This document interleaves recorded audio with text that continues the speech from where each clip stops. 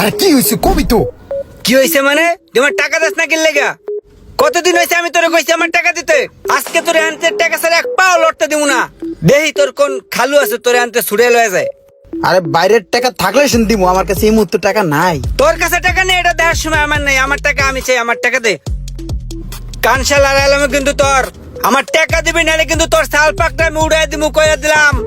বাইরে তুই আমার বন্ধু মানুষের পিঠে আমার সালপাক না উড়াই দিতে চাস, কান শালারাইতে চাস, এটা হলো কিছু? এই বেটা টাকার কাছে কোনো বন্ধু বান্ধব আছে? আরে ভাই কালকে দিয়ে দিব না, যা। এই তোর কালকে চুরি মারি আমার টাকা এখন দিবি, এখন টাকা ছাড়া এক পাও লড়তে পারবি টাকা এখন দিবি, এখন দে পরে টাকা দিব দে। না। পরে কোনো কথা হইব না, টাকা দে। এ রোমান্না, কিরে তুই আর কি শুরু করছ? ছাড়। কিরে রোমান্না, তোর কি সমস্যা? তুই আর মারতাছিস কে? না ভাই কিছু হয় নাই ভাই। কিছু হয় নাই মানে? তোর এমনি গাড়াইতেছে, তুই কিছু কস না কে? ওই না ভাই হয়েছে কি, ওই ইনস্ট্যান্ট কিছু টাকা ভাই বুঝছেন, এখন ইনস্ট্যান্ট টাকার লেগে ইনস্ট্যান্ট মারতাছে আর আমি ইনস্ট্যান্ট গার খেয়ে যাইতেছি। এখন ভাই 10,000 টাকা কই পাই? ভাই আমার কিছু টাকা আওলাদ দেন না, কয়দিন পরে দিয়ে দিমনে।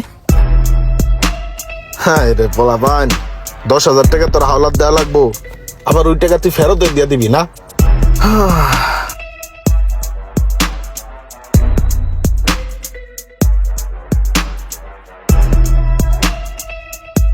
কি মনে হয় হালাই দিব?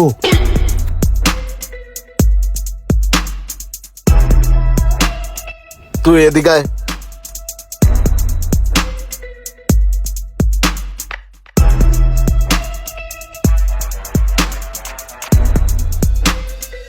নে ধর 10,000 লয়ে যা।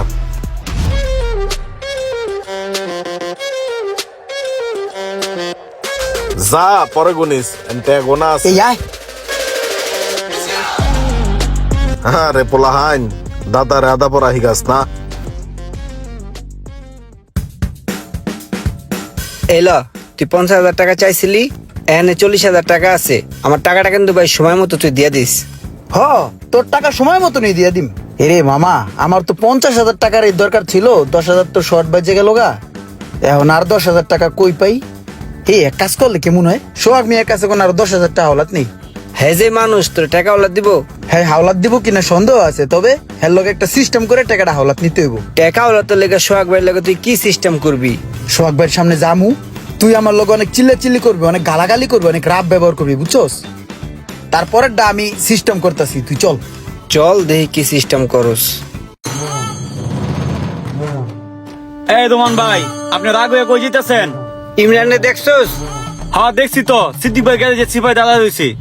চিপায় হ্যাঁ দিয়ে চল তো আমার লগে, ওরে আজকে বাটাম দিমু, চল। হ্যাঁ চলেন।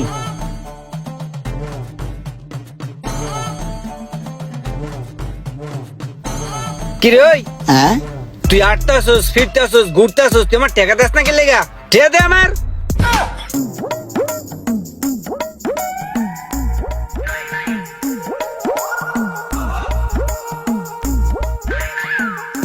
টপক গে।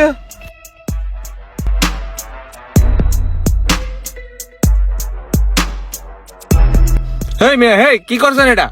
পোলাটারে কি মাইরা লেলেন? পোলাটা তো ভালোই ছিল, তলপেট মেরে ঘুষি দিয়েছেন নাকি? ছুই নাই, আমি ছুই নাই। তাড়াতাড়ি হসপিটালে লয়ে যান। তাড়াতাড়ি ধরেন, ঢেলা লেগে গেছে।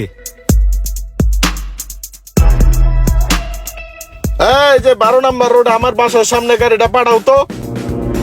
ই কাম সারছে, পাওনাদার সামনে খারা। হ্যাঁ ইমরান, কি অবস্থা? ভালো আছো? হ ভাই ভালো আছে, ভালো আছেন? হ ভালো। কই যাইতেছ? এই বাসার দিকে যাইতেছে। খাওয়া দাওয়া হয়েছে দুপুরে?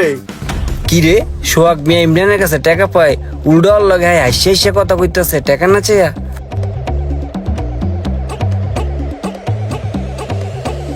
আমার টাকা যেমনি হোক আজকে অর্থে উড়াই তুই হইব। ঠিক আছে যাও তাহলে, সমস্যা না। হ্যাঁ ঠিক আছে ভাই, আসসালামু আলাইকুম। বড় বাচ্চা গেছি, টাকা পয়সা দিয়ে কিছু চাইলো না। এই ইমরান, এই দে এদিকে আয়। কাম সারছে।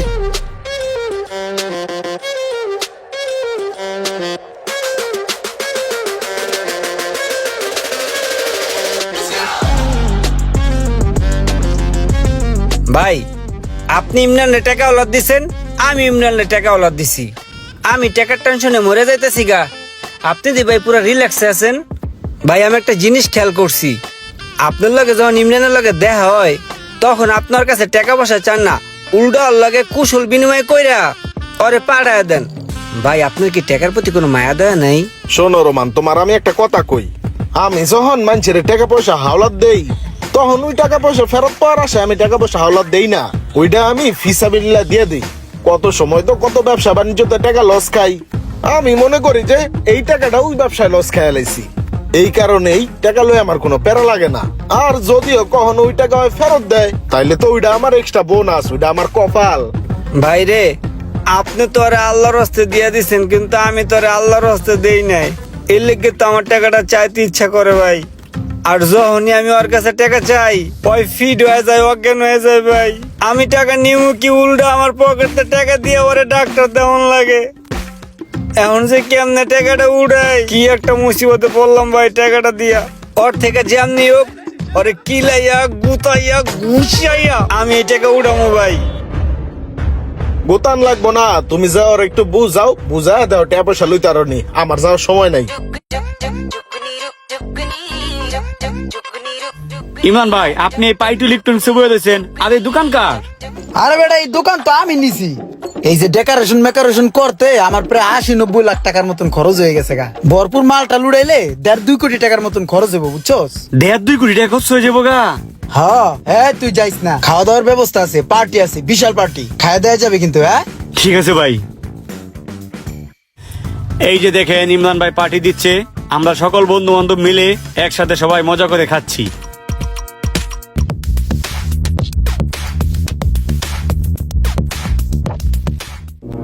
কিরে বেড়া, তুই দোকান দিছস? কতক্ষণ যাবো তাই তোর দোকানে বয়ে রইছি। নতুন দোকান দিলি, কতগুলা টাকা খরচ কইরা তুই পার্টি দিতে আসস, তা আমারে নিবি না? আমি খামু না? চল বেড়া, অনেকক্ষণ হয়েছে, খিদা লাগছে, খিদায় পুরো পেটটা চোচো করতেছে বন্ধু। দাঁড় বেটা, পার্টিকে আমি দিতেছি নি, পার্টি দিতেছে আমার এক বন্ধু, আমার ইনভাইট করছে। আমি আরো বাজারে 2-3 জন বন্ধু লয়েছি। এখন আমার দেখলো ওরা জানি কেমনে তাকায়। এখন তোরও যদি লয়ে যাই, ওরা আমারও বাইর করে দিব, দরকার নাই। তুই এক কাম কর, জাগা কতক্ষণ ঝালমুড়ি কিনা খাইস, যা। বাইগান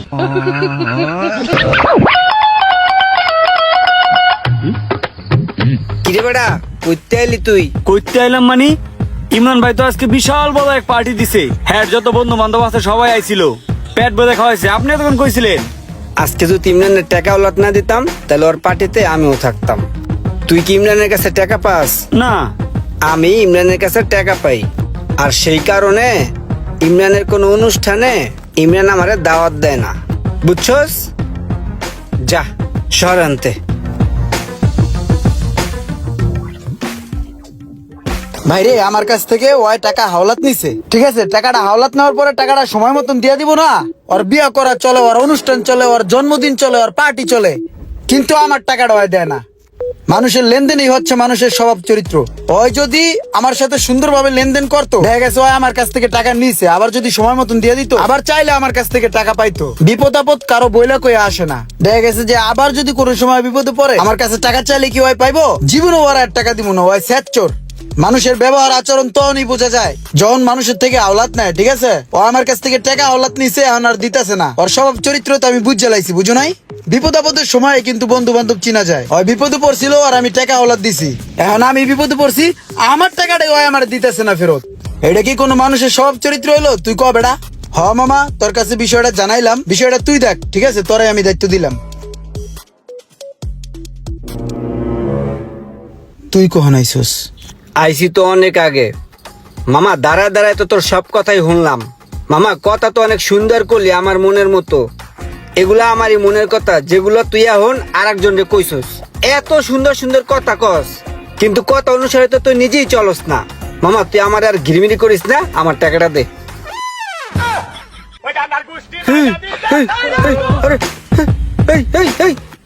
দাঁড়া, আমার টাকা তোর দেওয়া লাগতো না? তারপরে তুই ফিড হইস না। তুই ফিড হয়ে গেলে তোর হসপিটালে নেওয়ার মতো টাকা আমার পকেটে নাই রে ভাই। তুই স্টিল লেখা হারায় থাক, আমার টাকা তোর দেওয়া লাগতো না। আমি আর জীবনে তোর কাছে টাকা চাবো না, আমারে মাফ করে দে ভাই, ঠিক আছে? আমার ভুল হয়ে গেছে ভাই, তোর টাকা ওলাদ দেওয়া। থাক, আল্লাহ হাফেজ।